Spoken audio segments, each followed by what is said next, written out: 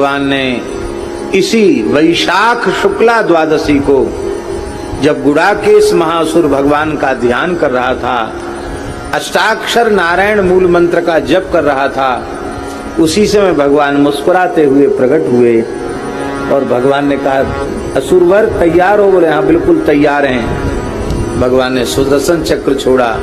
यह एक पहली ऐसी घटना है जहां भगवान मुस्कुरा कर चक्र छोड़ रहे हैं और असुर मुस्कुरा कर हाथ जोड़कर सिर झुकाकर चक्र को स्वीकार कर रहा है।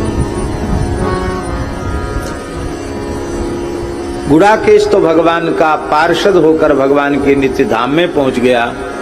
उसके शरीर का मांस ताम्र नाम की धातु के रूप में परिवर्तित हो गया, तामा बन गया।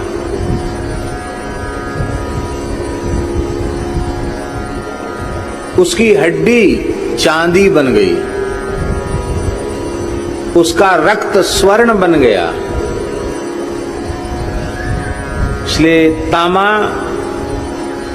स्वर्ण, चांदी ये सब उसी के शरीर से उत्पन्न होकर भगवान की सेवा के योग्य बने, पर उनमें तामा सबसे श्रेष्ठ माना गया।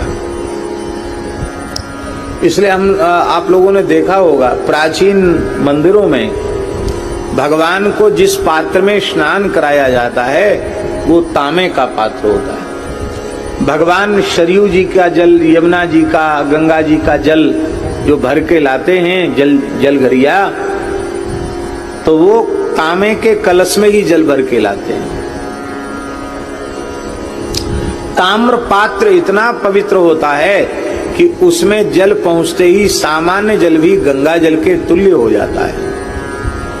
आज के दिन ताम्र पात्र के दान की भी बहुत बड़ी महिमा है, क्योंकि आज ही तांबे की उत्पत्ति हुई।